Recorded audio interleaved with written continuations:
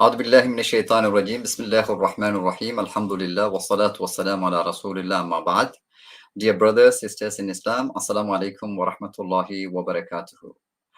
I welcome all of you to the program Karatadal. Normally we do this program in Tamil. Today, with the topic of Kashmir, we decided to do in English. Inshallah, always my pleasure to invite our guest and especially Brother Latheef Farook. Assalamu alaikum wa rahmatullahi wa barakatuhu. Walaikum assalam wa rahmatullahi wa barakatuh. And inshallah, and from now onward, we will discuss about Kashmir for half an hour.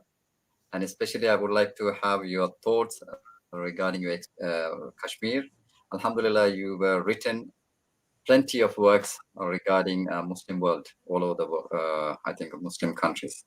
And today, many people observe October 27th as a Black Day at the Black Day for Kashmir, nationally and internationally, and people are expressing the solidarity with the people of Indian occupied Jammu Kashmir.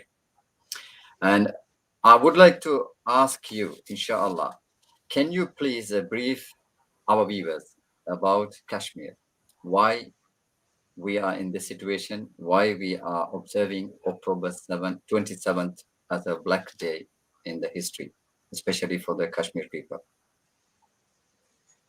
27th is the day that, after the partition, October 27th is the day that, that India sent its troops and occupied Kashmir.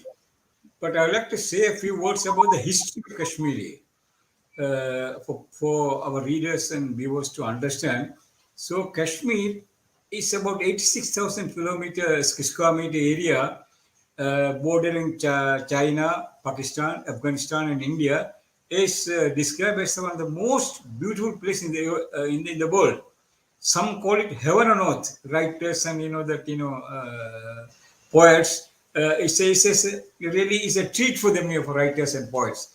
And one poet said, the Persian poet, I think, this: if you cut a bird, chop a bird and take to Kashmir and keep it there, it will wake up and start flying, it seems. It is so beautiful here. Snow-clad mountains, cool weather, very pleasant people. Very, very pleasant people. They have nothing to do with violence, but are subjected to brutality for the last almost, let us say, 5 centuries.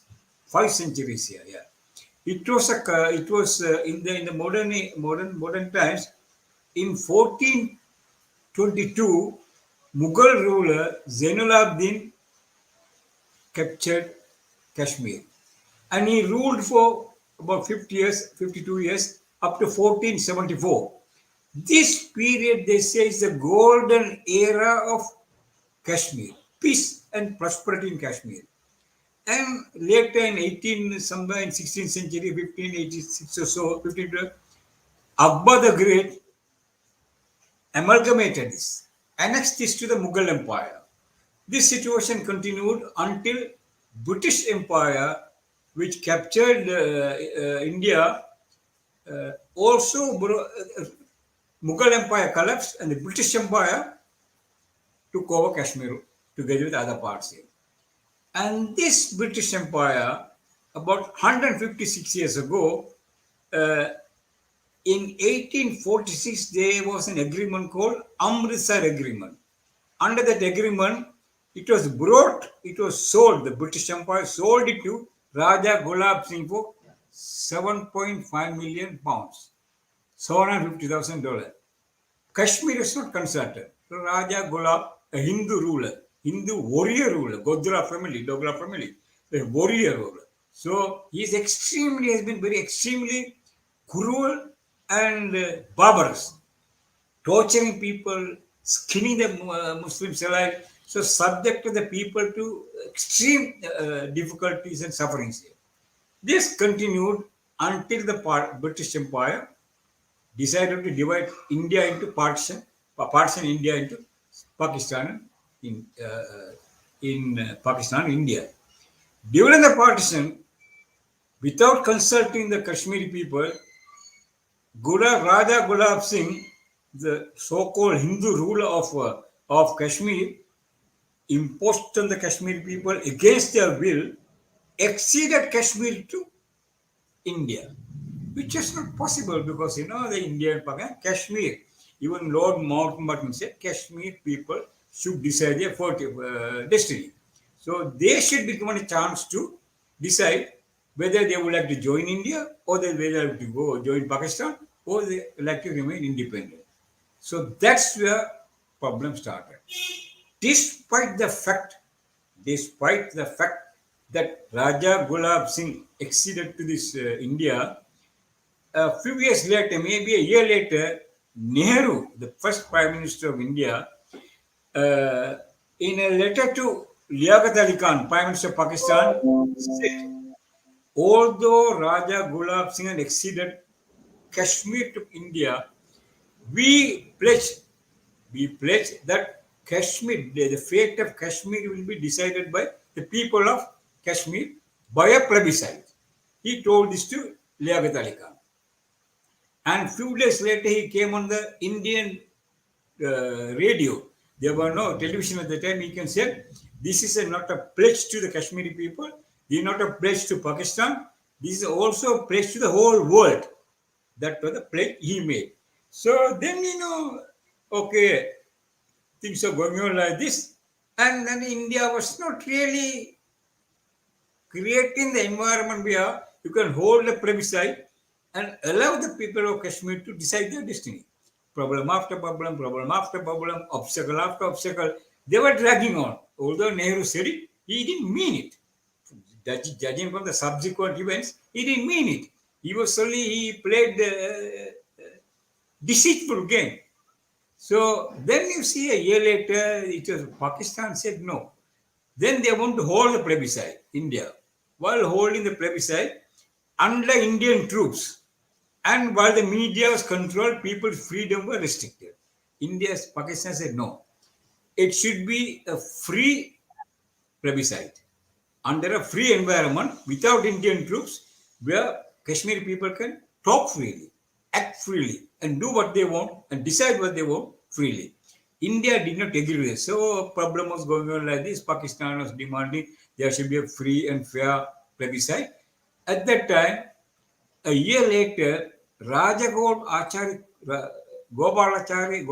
Swami, Gopalachari Acharya, India took the matter to United Nations.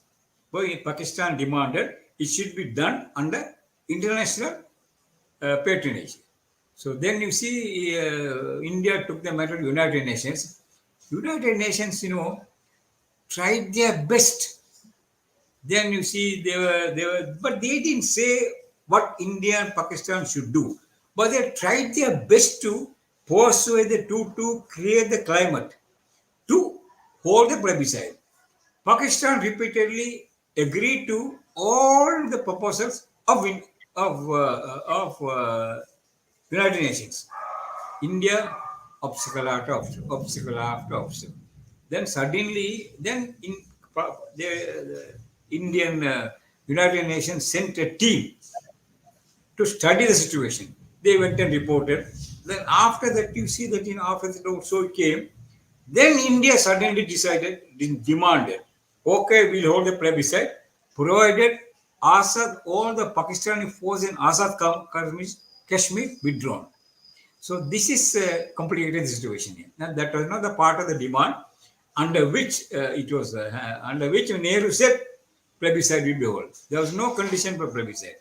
And once the situation returned to normal, we'll hold the plebiscite. But they were not allowing the situation to become normal, and they were militarizing the place, restricting the freedom of the people. So, but people are very, very fierce in their demand. So this continued. When this continued, Okay. United Nations, after so many resolutions, sent a team, a 5-member team, to study. They went and put forward the proposal. So every time a proposal is put forward, India didn't really. Oh, we want this, we want that. They were not creating the required condition to hold the election. This situation continued. Finally, India, Pakistan agreed to everything. Most of the 90% of the Indian United Nations proposals, resolutions, proposals, and everything, they agreed. And but India was not agreeing. They put over this withdrawal of troops from Azad Kashmir. Then you see United Nations was sending representative after representative, delegation after delegations, meeting after meeting, discussion after discussion. They got fed up. So they said, okay, how you both create the condition. How can they create the condition? One side is creating problem, the other side is willing to accept it. So when this was going on, Lord Everbury, British human rights chief, said it's impossible to understand India. So people throughout the world, all over the world, should get together with Kashmir and fight for their freedom. That was the situation. Then you see after that also it came like this year. Then they once they arrested during this period, Sheikh Abdullah, who was the Kashmir Muslim leader, after that they released. They released, again he demanded this, and we didn't betray India. India betrayed us, he said. But they didn't fulfill their promises. So and they say he also said Kashmir is not taken to the armed forces. They were not taken to administration. They were not given jobs. So you see, India was crushing the Kashmiris while sending troops there, increasing the number of troops, creating problem troops, and sending Indian Hindus there to in the government jobs, police, army, everything. So Hinduization is going on there. So this problem. Then you see again they took over, took Sheikh Abdullah to prison. So he have been languishing in the prison for a long time. What can he do? Once he was released, he was a very tamed person. Then he found it's not easy for Kashmiris to live as a separate country. He realized maybe that's the wisdom that he thought. He realized we can't do this thing.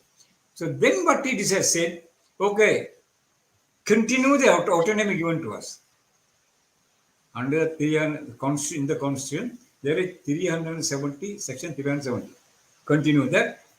He agreed to one thing: defense, finance, and telecommunication. These three things will be under central government. Rest, it will be administered by autonomous government. But and then people started resisting. When the people started resisting, Indians started brutalizing them, oppressing them, arresting them, beating them, torturing them, killing them, and it intensified. This brutality intensified. And they also started raping. And you see the rape went to such an extent, deliberately Indian troops arrest men from one area, take them to the school or some other pedophile to investigate, probe of violence. While they raped women at home. Kashmiri men are very conservative Muslim women. They can't do anything. So they don't want to show they were polluted by these, Indian troops. So see, they were between the two worlds here. On the one hand, they were their religious values, cultural values, moral values. They the obligation to the family. So on the other hand, they were raped by the largest soldiers from the largest democracy in the world. Largest democracy. This brutality continued. In an interview given to Guardian in 1986, this is Congress government. Under this Congress government, Nehru's government. Nehru, of course, died. Under this, all the others who came, they continued it. 1986, Rajiv Gandhi gave an interview to Guardian. In the interview, he said, you see, we need to admit the atrocities committed by Indian troops in Kashmir make me feel that we have lost Kashmir. We have lost Kashmir. Also, I must tell you, after East Pakistan was divided, broken into two, and India creating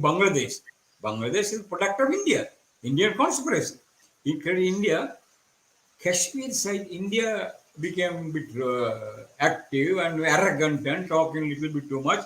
And they said, forget about Kashmir, no more Kashmir, wind up Kashmir. That is the attitude. But the people didn't give up. People are fighting. Ruthlessly, they were fighting. When this is going on, I tell you, that came the uh, this Soviet Soviet Union collapsed. When the Soviet Union collapsed, before that, India aligned with Soviet Union. Then Israel started penetrating India. The Hindu Brahmin lobby, the rulers, ruling lobby, and the, the, the, the Israel Zionist lobby, they got together. Those, what was one a friend of mine was telling me, those who worshipped cow during Musa alayhi salam's time, who Jews, and those who worship cow now under Modi's time, got together against Muslims. So the barbarity unleashed by the two, unbelievable. In 2014, this fellow came to power. Who this Modi was brought to power. After that, situation became very bad. They started Hinduization the program, but they were attacking Muslims all over the island, all over where it is all over India, and also attack, repressing and brutalizing Kashmiris. So this continued. The more they brutalized, more the people came out. And the raping, torturing, killing. So this has become an order of the day. Now it's virtually an Indian Hindu Brahmin state, the Muslim state, controlled by the Hindu Brahmin military and the administration.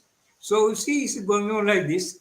And then after the collapse of Soviet Union, I told you, India quietly started aligning with America, Britain, which is the cause of all these evils, the cause of all the problems for the Kashmir, Britain. Britain could have decided at that time. He didn't decide because Mountbatten was in league with Nehru. So this, I don't want to go into details here. So this happened here. So see, then India became cocky, and they became, especially after nuclear device was after nuclear bomb, then Advani, another fascist BJP fellow who's soaked in Muslim blood, soaked 30,000, 40,000 Muslim blood. The man who spearheaded the campaign to destroy Ayodhya Mosque, he said, now Pakistan can fall back their nuclear program and Kashmir issue. But that didn't take place. Kashmir were Kashmiris.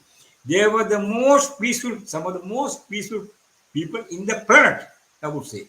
They were brutalized by Indian government, Modi's government, in the same way Israel is brutalizing Palestinians. And the Arab tyrants in the Middle East, they are watching this. They don't want to get involved here. We will, yeah, we This will, continues up to now. Go ahead, yeah, please. yeah, we will come back step by step. I want to get this picture. Yeah, now I have given the brief account, Yeah, the history. yes, but very good. Thank you very much. One of the things we frequently hear from the media nowadays in Kashmir, there are Hindus, there are Sikh, there are Buddhists, and Muslim. I want to get a very clear picture about the demography of Kashmir. Can you elaborate on that subject? I would say more than 90% of the Kashmiris are Muslims. Yeah, my readings say 85% of the How is it possible population. like that? We actually, Kashmir, the truth is not known about the demography, about nothing, and about anything. You don't get the truth. You get the truth from the Brahmin RSS side, RSS point of view. That's where you get the information. Otherwise, about Kashmir, you don't get the truth. True side of anything. Yeah. Another second part is you mentioned Britain is one of the co causes for this flight. Yeah. And Yeah. already we have in the history, Palestine is a disputed area in the world. And the Palestine and fight is solved by the United Nations, so many resolutions given. But the opposite occupiers are the Israelis. They never listen and they never fulfill the any resolution. So similar thing happening with India now. And can you bring this together? How do you looking into these two parts, Kashmir issue and the Palestine issue, and the In, United Nations? in the case of, Israel, Britain has already decided more than a century ago While they were the mandatory power in Palestine, they decided to kick out Palestinians and bring the Israelis, Zionists, from Bulgaria, Romania, Czechoslovakia, Russia, all over Europe, settle them there. And they allowed them to settle also. And they gave military training. You see, a man like Menahem Begin killed 250,000 people, and he became the prime minister of Israel. And then he was given Nobel Prize. So Britain prepared the ground. They brought in Jews, but they gave them training, gave them arms, and suppressed and brutalized Palestinians, and handed over to America. America took over and took the issue to United Nations. Before going to United Nations in America, large number of people, American in the American administration, they warned the President Truman, don't do this mistake. United Nations created to bring peace. How can you deprive the people, Palestinians, of their own land and bring in a group of murderers, thugs, hooligans, outright cruel people, and give them the rights? Now you see, Palestine was part at that time, but Zionist lobby was very strong. They stooped to the lowest level. Now I'll tell you, when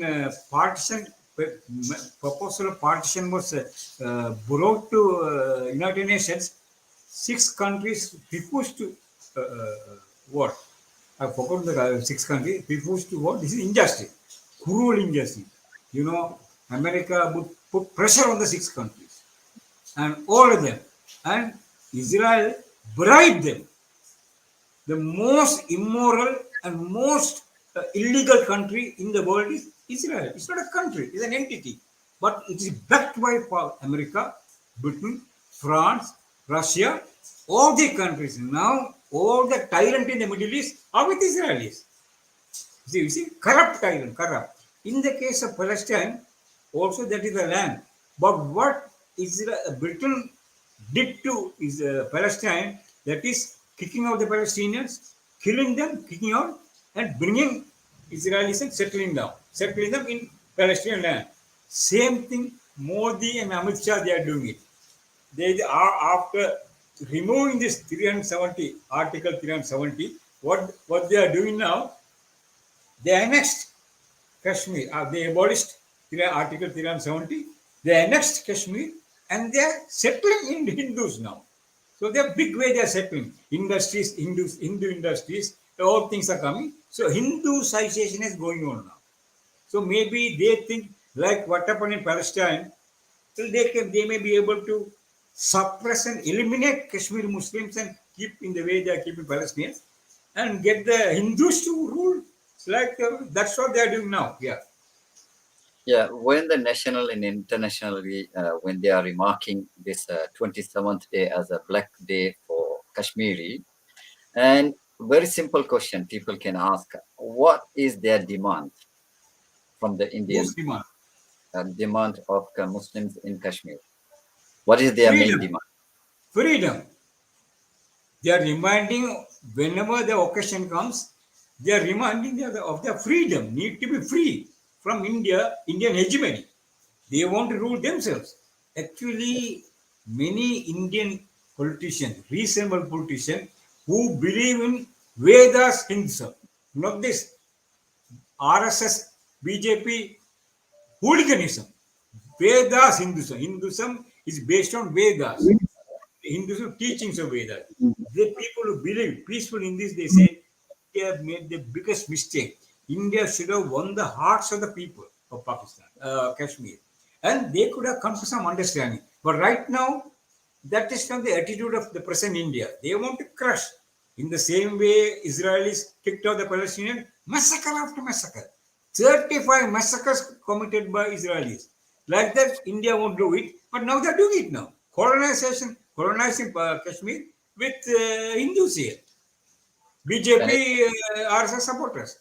yeah, personally, I want to ask this question: do you Okay. have more than 40 years of experience in, I think, a global politics, and also 50 you years. were serving more than 20 years, I think, in Middle East as an editor in Khalid Times and also Sharq al-Awsat.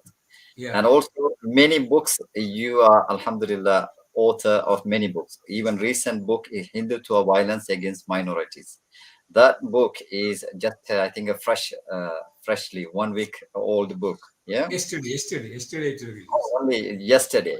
And what is my question is, from your experience, do you think the Kashmiri people get their freedom? You see, if you see the history, all over the world, throughout the history, injustice, crime never abated. Justice after maybe even 500 years prevails. That's what Hinduism teaches. That's what Buddhism teaches. That Islam teaches. Christianity teaches. Even Judaism. Even today, the Jews are there are Jews against the Zionism. Zionism is nothing to do with Jewish. Judaism, what is told to Musa alayhi salam, what is sent to Islam, has nothing to do with what these people do here. So you see, someday Kashmiris are not going to bow down to or even yield to the killing and shooting and the pressure of Indian government. This BJP RSS a temporary force. Now Hindus are realizing. Probably they have done tremendous damage to Hinduism. Hinduism of the Vedas. What is it? Just now, see, last month in Delhi, a Muslim girl, 21-year-old Muslim girl, was working for the defense, kidnapped and raped by 4 people. And her 2 breasts were chopped, thrown out. 51 times she was stabbed. Her private parts were mutilated. And then you see the iron, this is the knife they used to cut her tongue, it went and came out of the throat. So this is happening where? In the largest democracy in the world, under BJP, under RSS. You think this will survive? This atrocity will never survive. You see, if you see large number of in the YouTube and all those things, large number of genuine Islamic Hindus. See, the Hindus, they are not in favor of this. They against it. Now they caught the power. Using the power, they brought the media under their control. The incident which I told you was not reported in the media. Now see, Shah Rukh Khan's son was having a party last week, 2 weeks ago, having a party in a boat. And they said there were little drugs and he was taken to custody. But you see, 21,000 million rupees worth of drugs were caught in Gujarat. Nobody speaks about it. This is because only because of Shah Rukh Khan. If Shah Rukh, there was an Indian writer who said, if Shah Rukh Khan says, okay, Modi ji, I'll join you, drug will become sugar. This is the hypocrisy there. Outright hypocrisy, outright the barbarity is taking place in India. But this will end. So your question, Yeah, my answer to the question is this will end. If not today, yeah, if not yeah. tomorrow, even after 100 years, India, Kashmiris will be in their Yeah, freedom. yeah, very clear answer because truth will prevail. Yeah, we believe that, inshallah. And I would like to ask this one, and maybe the last question before we will include our second guest, inshallah. And the international community, did they respond clearly, or are they going to respond? And what is the response of the international community towards Kashmiri people, You see, brother, what is international community? including you and me, international No, community? I'm talking what is international community? International community is what? Yeah, America, Britain, France, Russia. This is the international community. They decide. In the Security Council, Muslims constitute 1/3 of the population in the world. Is there a Muslim representing the UN Security Council? No.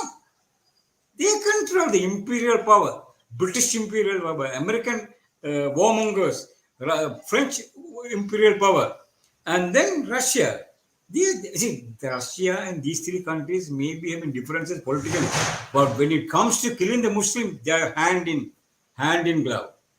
Russia, Britain, France, and America, they are hand in glove. Now in Afghanistan, what has happened? Iraq, what has happened? Syria, what has happened?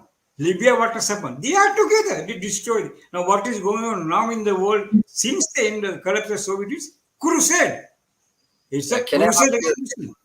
Can I ask you this way? The Muslim Yes, community, okay. Uh, Muslim communities, Muslim countries, Muslim leaders. We normally proud we have more than 56 Muslim countries and the Muslim leaders. And what is your opinion regarding? Can you brother, expect? yeah, I tell you, Sheikh Ismail, we talk about Muslim world. Muslim world is, where is the Muslim world? For example, in the Middle East, Africa, Central Asia, South Asia. And India also, the largest Muslim population, largest country with a Muslim population is India. Largest Muslim population in a country in India. Now, see, tell me in one place there's a Muslim ruler? No country. Now, in the Middle East, 1918, 1920, after the First World War, Britain divided the Middle East. Iraq, Egypt, and other places, they control. They install their own stooges. And in Jordan, in Syria, France installed their stooges. Now they, through them, France, Britain, and America, they are controlling the Middle East. Now you see, in Egypt, the Muslim Brotherhood came to power. Dr. Morsi is genuinely elected for power. So you see, he 60% of the 80 to 90% of people voted for him. And after 6 years, for the first time, this democratic government was established. What did they do? They got Saudi Arabia, Kuwait, and United Arab Emirates to spend 11,000 million dollar to create the artificial shortage, topple their government, install this dictator, uh, Sisi. He is serving obediently America, Britain, France, and Israel. They want to, now they created Israel. They wanted to make all countries in the region weak. Israel should be superpower. So in the African country, all Muslim countries, you see, now Nigeria, what's happened? Now last week, what's happened in Sudan? You see, who is behind this? They will never allow a Muslim country to serve. They want dictators who kiss their feet, who serve their cause here. Don't talk about Islam. Islam is the only force which West fear. America, Britain, France, Russia, all the West fear Islam. That's why they campaign against Islamophobia. If Islam is allowed to flourish, all the hypocrites will be exposed in India, in Pakistan, and in Israel, and in Middle East. You think that Saudi Arabia is a Muslim country? They have done the biggest damage to the Muslim world. So see, we don't have Muslim rulers. We have Muslim countries where people are oppressed. All over now in Central Asia, Azerbaijan, Kazakhstan, Uzbekistan, Turkey, all the Istans, who controls? Russia controls. They just can't move inch. So where's the freedom?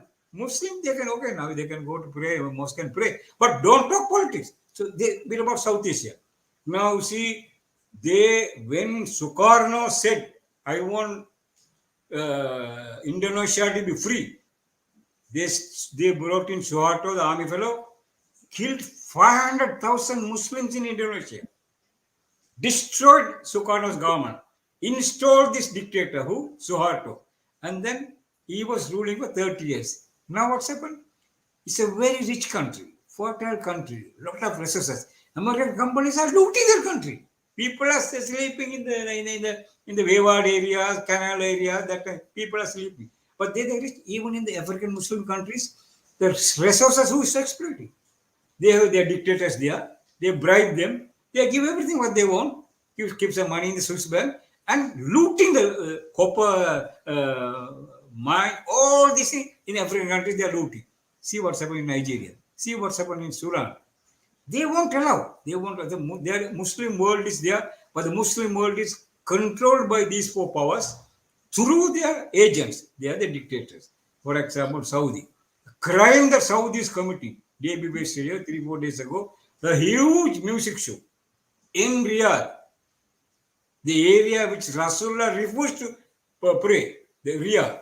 Even 3 times after the Sahabas asked, why don't you pray for, what is the name for Riyadh? Riyadh in Najid, the place Najib. for Najib. Rasulullah got angry fourth time. Oh, he knows. These fellows are, they have nothing to do with Islam. You see, How many Muslim scholars are there in jail? Can you call a Muslim? And how did Yeah.